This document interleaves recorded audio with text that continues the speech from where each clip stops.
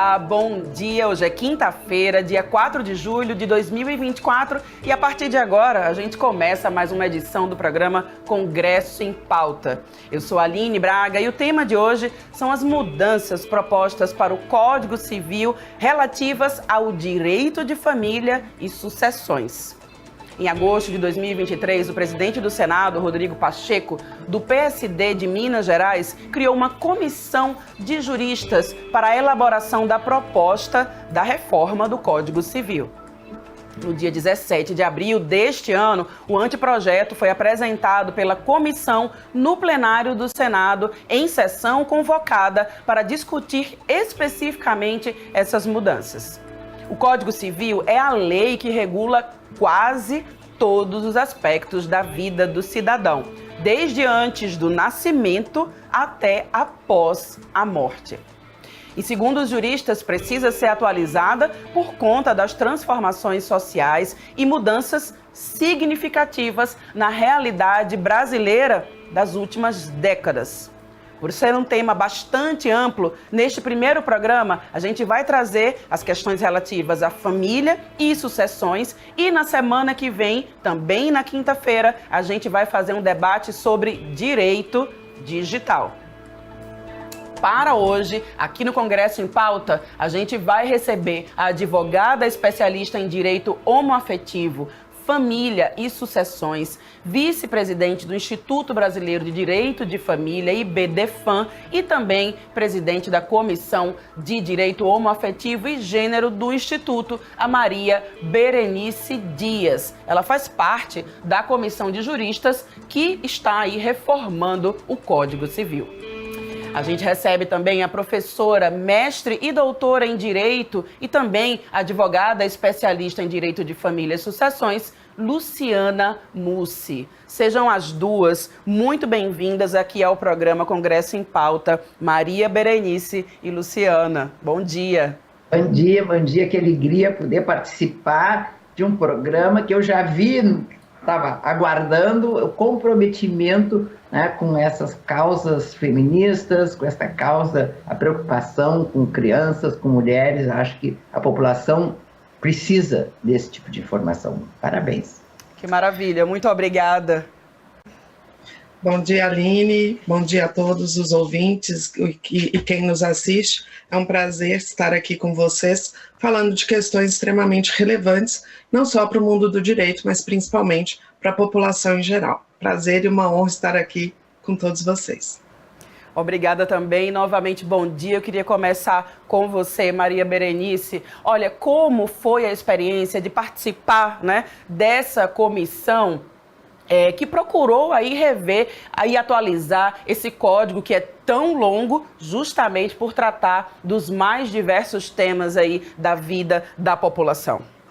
É uma enorme responsabilidade, né? A gente propor mudanças de uma legislação que já nasceu velha, né? No fundo, ela diz assim, o Código Civil tem só 20 anos, para que mudar? Não, ele não tem só 20 anos, ele tem 50 anos. Sabe? Ele levou 30 anos para ser aprovado, sabe? Tanto que o projeto é antes da lei do divórcio, antes da Constituição da República. Então, precisava haver toda esta adequação, que foi a proposição, sabe? O encargo que nos foi delegado pelo Senado para fazermos essa elaboração. Foi um trabalho muito árduo, foi quase um ano de trabalho, um trabalho voluntário, mas que acho que o resultado, claro que não foi o ideal, mas foram avanços significativos.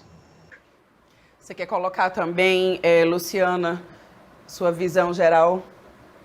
Sim, eu acho que os livros, né, voltados para famílias e sucessões ganharam, na verdade, trouxeram mudanças que já vinham sendo implementadas e impulsionadas pela doutrina, especialmente pelo IBDFAM, aqui representado pela professora Maria Berenice, né? Muitas das mudanças foram impulsionadas pelo Instituto, por ela mesma, e também por decisões, por jurisprudência dos tribunais superiores.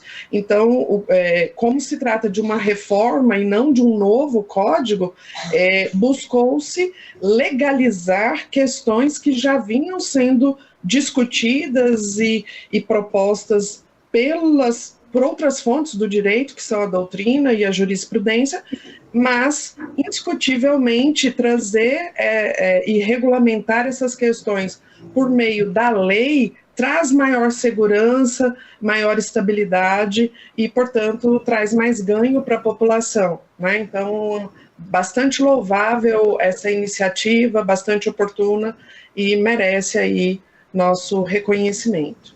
Eu até assim traria, diante dessa colocação da Luciane, que foi muito pertinente, um exemplo muito significativo disso.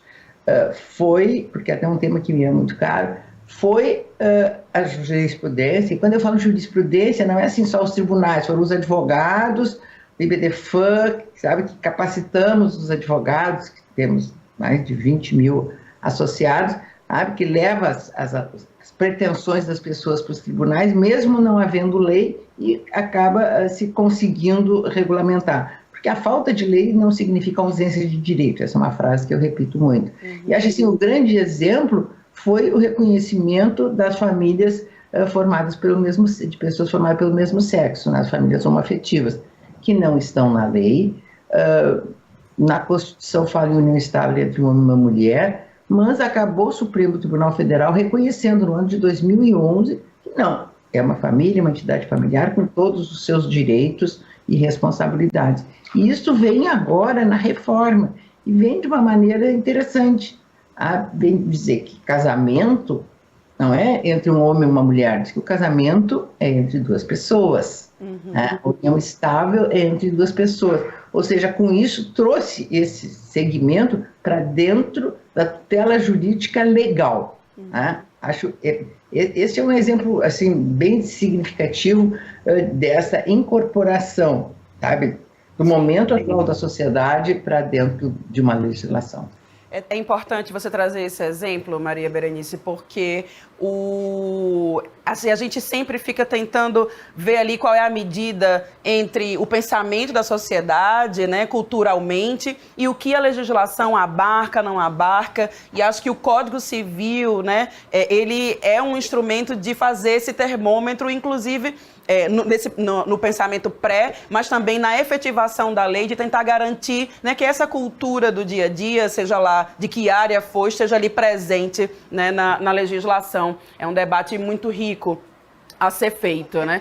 Mas, olha, para a gente continuar aqui, falando sobre a questão do direito de família, a gente tem temas como a multiparentalidade, né, a ampliação do conceito de família, que foi tocado aqui agora pela Berenice, como as famílias formadas aí por meio de reprodução assistida também, né? Qual é a sua análise, Luciana, sobre essas alterações? Eu vejo com muito bons olhos. Eu acho uma pena a terminologia direito das famílias não ter sido acolhida, mas isso faz parte do processo, né? O processo político é isso, né? Você ganha e perde, porque a nossa sociedade, ela não é monocrática, né? Ela é plural, ela é diversa, e as pessoas têm que se sentir reconhecidas, acolhidas pelo direito, né, em sentido amplo. Então eu vejo com muito bons olhos, lembrando que a nossa sociedade é uma sociedade formada prevalentemente, não é nem por famílias recompostas ou multiparentais. Nossa sociedade é prevalentemente composta por famílias monoparentais chefiadas por mulheres, das mais diferentes classes sociais. Então, esse reconhecimento da diversidade de modelos familiares, ela é muito bem-vinda. E aí, falando mais especificamente das famílias que nós chamamos de ectogenéticas, formadas pela reprodução assistida, vem muito bem-vinda a sua regulamentação, porque até então somente uma resolução do Conselho Federal de Medicina disciplinava, dispunha sobre essa temática, que é extremamente sensível e complexa, né? Então, resolução do Conselho Federal de Medicina só regulamenta a atuação dos profissionais da medicina, sendo que é uma questão que envolve um número bem significativo de pessoas, né? Então, muito bem-vinda a inclusão, inclusive com uma parte própria, né, com um capítulo próprio das famílias formadas por reprodução assistida. E aí, com seus desdobramentos, né, doação de material genético, a cessão de útero, porque no Brasil nós não admitimos o aluguel, né, a comercialização do corpo, né, e nesse sentido do útero, então trata-se de uma cessão de útero, então isso mais uma vez protege várias pessoas envolvidas nesse processo, que objetiva, em última instância, garantir a quem não pode ou a quem não tem os meios, né, necessários para isso, ter uma família, formar sua família e garantir o seu sonho, o seu desejo de ter filhos. Então, muito bem-vinda, muito oportuna e muito sensível a essa inclusão. A única coisa que eu não concordo muito com a Luciana é que ela diz assim, no Brasil não se admite a remuneração para essa atividade, que é uma atividade, né? Ficar 9 meses com filho, a gente que tem filho sabe o que é isso. Isso eventualmente não ser remunerado, poder ser remunerado como é no resto do mundo. Ou a necessidade de os doadores desse material genético, sabe, não serem conhecidos. Eu até tentei muito tirar isso, essas proibições, não nem que é permitido, simplesmente não ter essa vedação, porque é uma atividade feita por mulheres. Se fossem os homens que engravidassem, com certeza isso seria remunerado, muito bem remunerado. Os médicos que fazem esses procedimentos ganham muito. Por que uma mulher que vai ficar 9 meses, né, com essa atividade, com uma série de restrições, inclusive risco de vida, sabe? Isso tem que ser um trabalho voluntário. Acho que não. Sim, é um ponto que também traz bastante reflexão aí a respeito disso, principalmente por como você coloca, né? Quem é que está aí nesse papel? Inclusive, a próxima pergunta é para você, Maria Berenice. Em um texto seu, publicado, né, no seu site, você ressalta a importância da equidade de gênero nessas discussões, né, sobre o Código, garantindo aí o cumprimento do princípio da igualdade da pessoa humana e citando alguns dados que a gente coloca aqui. Por exemplo, da Associação de Registradores de Pessoas Naturais, a ARPEN, que, né, são dados que revelam que entre os anos de 2016 e 2021, 16 milhões de pessoas foram registradas somente com o nome da mãe, né? E aí 90% da população carcerária, por exemplo, também não tem o nome do pai no registro de nascimento. Como ficaria aí essa questão, né, do reconhecimento de paternidade e também aí o que advém disso, pagamento de pensão alimentícia, inclusive em relação aos alimentos gravídicos? Como é que fica isso nesse debate? Eu acho que se for aprovado só esse dispositivo, já valeu a reforma e todo o trabalho.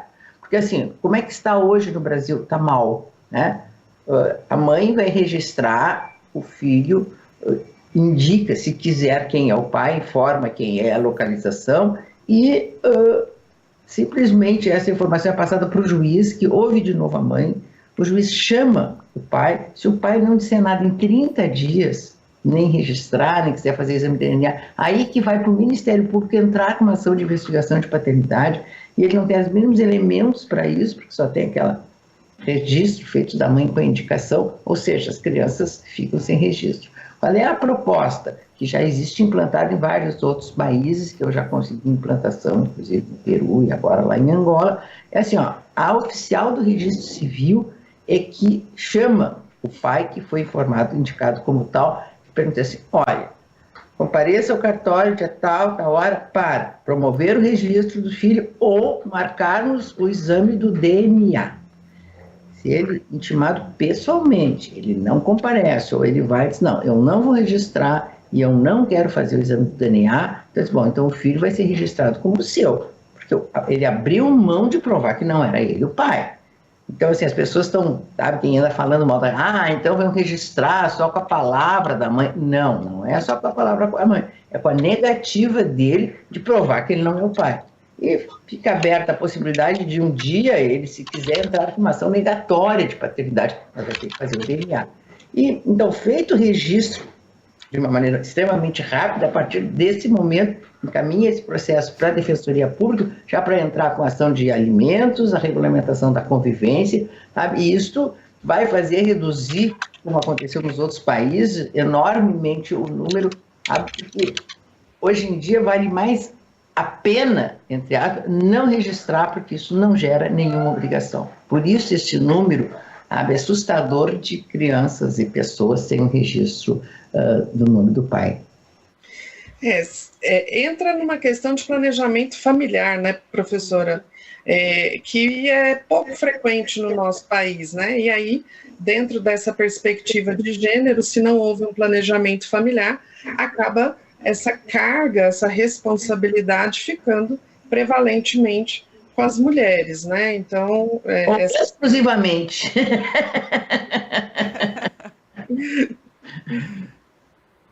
Olha, vocês acreditam que essa reforma do Código Civil, então, ela está trazendo em linhas gerais, né? A gente vai fazer 2 programas sobre isso. Claro que a gente não vai conseguir abordar tudo, como a gente disse, o Código Civil tem muitas partes, mas em linhas gerais do que vocês estão acompanhando, a gente pode dizer que, se aprovado como tal, ele vai trazer mais equidade aí entre várias desigualdades que existem no Brasil, Maria Berenice e Luciana? Mais ou menos. Eu queria ficar assim, mais marcado no código, né, atentar às questões de gênero, ou seja, valorizar e reconhecer que este que se chama economia do cuidado, esse feito pela mulher, em casa, cuidando de filho, cuidando da casa, do marido, abrindo mão, muitas vezes, da sua atividade e da sua realização pessoal, ou com muitas limitações por esse trabalho que ela acaba fazendo quase que exclusivamente dela, e acho que isso precisa ser valorizado. E isso não foi devidamente neste projeto, apesar de todas as minhas sugestões. Por exemplo, algo que eu acho que ficou muito mal foi simplesmente admitir a possibilidade de que, no fim dos relacionamentos, ser fixados alimentos à mulher, muitas vezes que não trabalhou, que está fora do mercado de trabalho, que não teve possibilidade de se qualificar, a fixação de alimentos por um tempo determinado.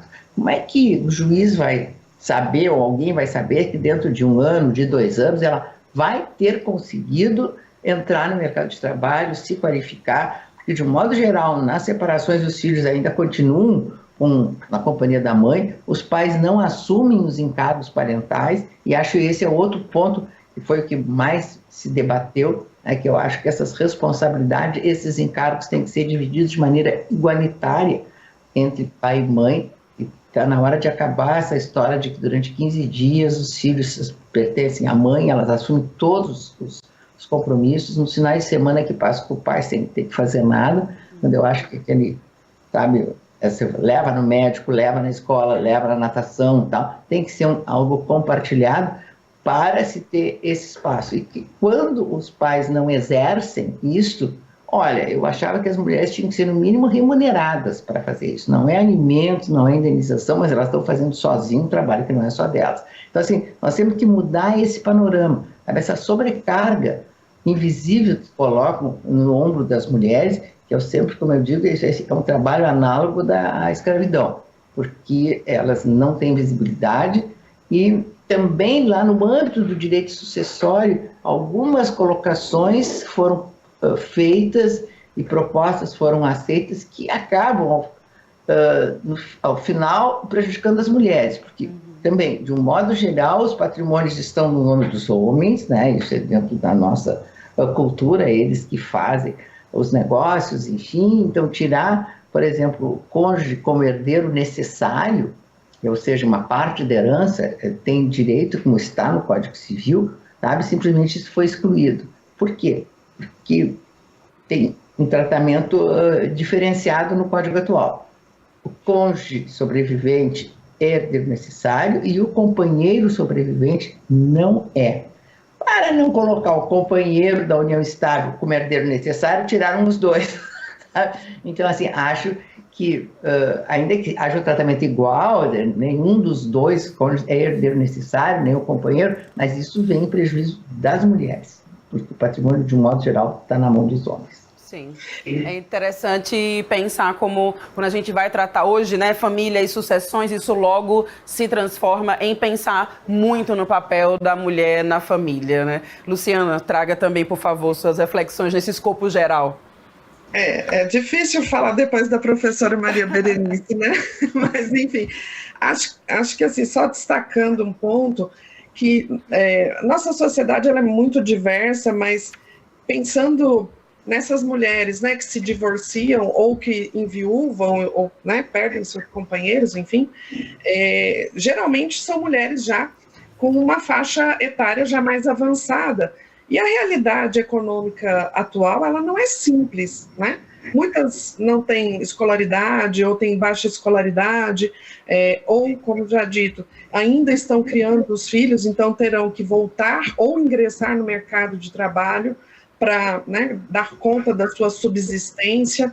Então, acho que é importante termos isso em mente, né, quando, uma vez definido que haverá alimentos compensatórios, né, que é essa escolha que se fez, que não é da noite para o dia que essa mulher vai conseguir não só se integrar ou reintegrar ao mercado de trabalho, ao mundo do trabalho, mas obter uma renda minimamente digna, né, para seguir com a sua vida, porque os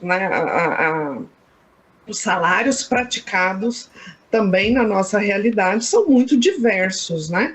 Então, são pontos que, uma vez, né,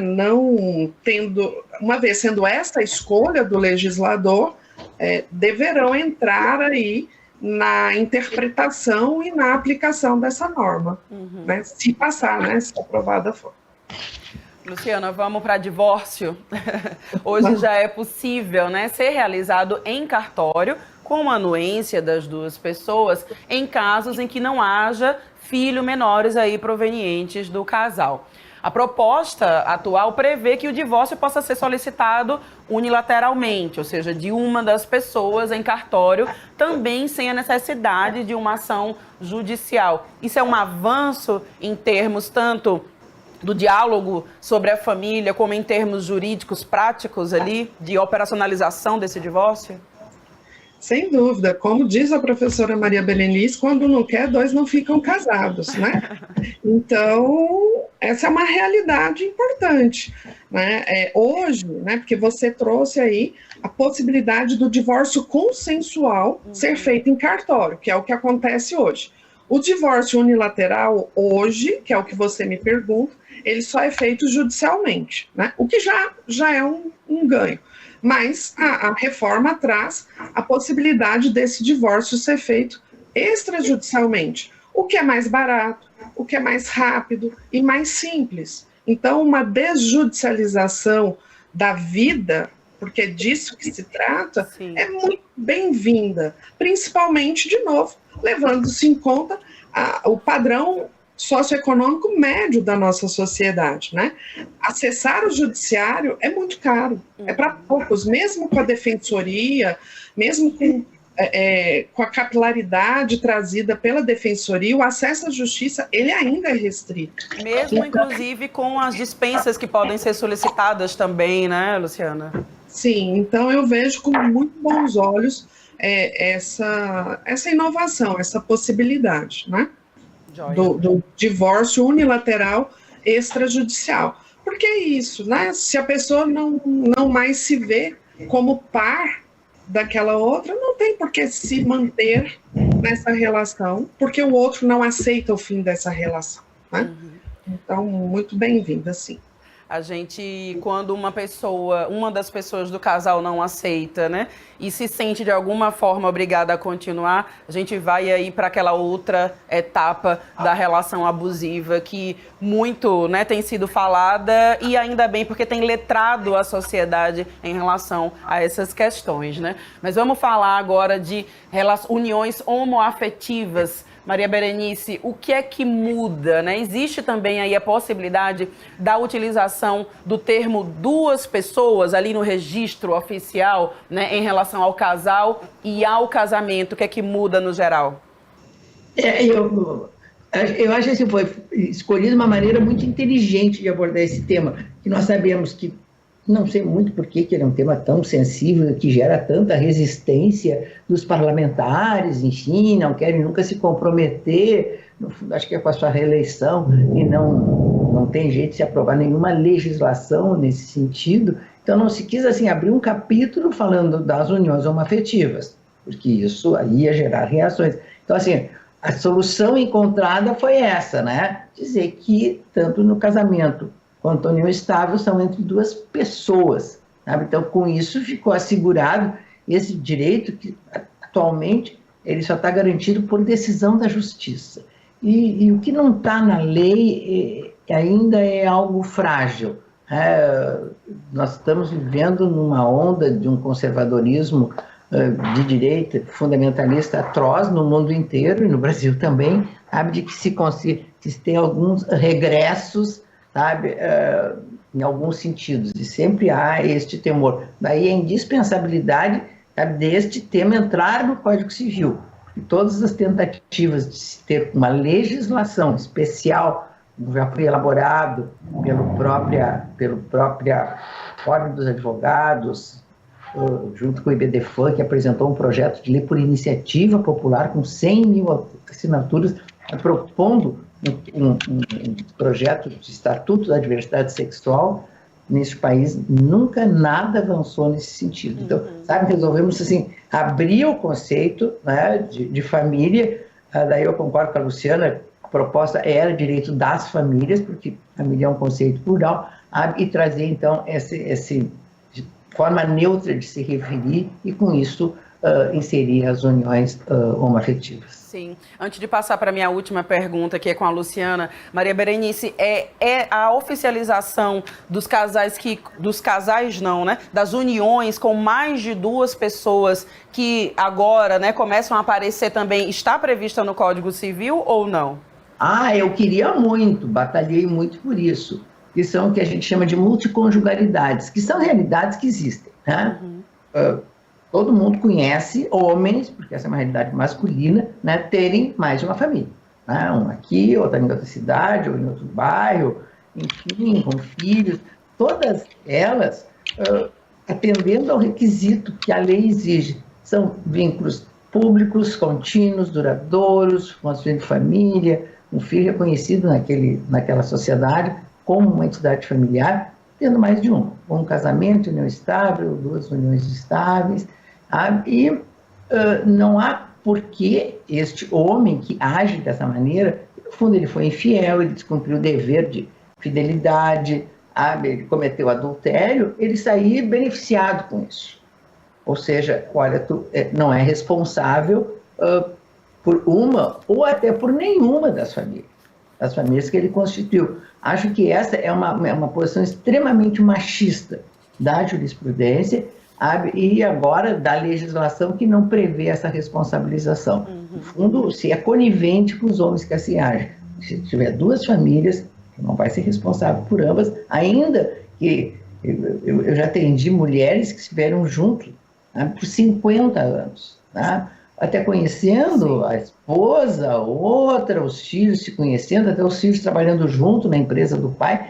Como é que vai dizer que esse homem não tinha responsabilidade, sabe, se ele vem a morrer, e nem a pensão previdenciária não dividia entre as duas, que era a família sustentada? Acho que essa é uma grande falha, isso é uma realidade social e que continuamos nesse o viés machista, sabe, protetivo dos homens ao não se regulamentar isso na lei. Olha, a gente vai para a nossa última pergunta aqui e o tema é herança, né? Como é que fica aí a herança dos cônjuges sobreviventes, inclusive pensando na herança digital? Como seriam as novas regras caso seja aprovado, Luciana? Bom, a professora Maria Berenice, numa fala anterior dela, ela já trouxe essa questão, né? Os cônjuges não mais são considerados herdeiros necessários, portanto, né, há uma faculdade de que sejam, né, herdeiros, e eles passaram a constar na terceira linha sucessória, né? Lendo os trabalhos, foi dito, até seria interessante ouvir a professora, foi dito que seria uma demanda social que os cônjuges e conviventes não figurem como herdeiros necessários, né? Mas, de novo, nossa sociedade é uma sociedade plural e isso pode atender a alguns, mas, de novo, faz parte do jogo político, mas a gente tem que ver a quem se atende com essa mudança, né? Quem está sendo atendido com essa mudança. E aí, quanto à herança digital, que não tem a ver com essa questão dos cônjuges, mas que é uma inovação importante, né? O Código traz um novo livro sobre direito digital. A gente tem que pensar hoje que o que são bens, né? Hoje é importante a gente ampliar a noção de bens que têm valor econômico. E os bens digitais, com essa mudança, com essa reforma, eles passam a ter o reconhecimento acerca do seu valor, né? Então, hoje nós temos influencers, né? Inclusive mini-influencers que ganham muito dinheiro nas redes, pessoas que têm canais no YouTube, que têm criptomoedas, que passam a ser ativos, a serem partilhados pelos herdeiros, né? E que trazem aí uma série de desdobramentos econômicos, por um lado, porque, né, tem valor pecuniário, mas aí também a gente tem uma outra dimensão que eu acho interessante trazer, que é o que se fazer com informações que aí não têm valor econômico, mas que têm um valor afetivo para a família, né? Fotos, enfim. Então, eu queria chamar a atenção para esse impacto da tecnologia no direito, né, que vem, por exemplo, pelo reconhecimento das famílias ectogenéticas formadas pela reprodução assistida, mas vem também por intermédio de ativos, né, que podem compor o espólio dessa pessoa que vem a falecer, que pode gerar ganhos econômicos a serem partilhados por esses herdeiros, né, por um lado, mas também, por outro lado, existem discussões em torno desses bens digitais que perpassam pelo afeto, pela memória de quem nos deixou, né, de quem faleceu. Tá? Então, era esse, eu acho que um ponto interessante a ser destacado, tendo-se em vista o grande impacto, né, que a tecnologia está trazendo para o direito de família e para o direito sucessório. Claro, da nossa vida como um todo, né, gente? Infelizmente, nosso tempo não acabou, ultrapassou, né? Eu agradeço muito a participação de vocês aqui, aprendi muito, acho que nossos telespectadores, telespectadoras também. Muito obrigada, e o programa fica aberto aí para novas participações, Maria Berenice e Luciana. Obrigada, obrigada. Eu que agradeço, tudo de bom para vocês. Tchau, tchau. Tchau, tchau. Para vocês também um bom dia. E para você também que acompanhou a gente aqui no programa, você pode, né, acompanhar a sessão plenária da TV Alese, se estiver aí assistindo ao vivo na sessão plenária da Alese, e também continuar aí acompanhando nossas redes sociais, no Face, no Instagram, no @TVAlese 5.2, no Twitter, @TVAlese, no YouTube também, ou você pode posicionar a câmera do seu celular no QR Code que aparece do seu lado esquerdo, no canto inferior da tela. Muito obrigada pela companhia. Até o próximo bate-papo legislativo.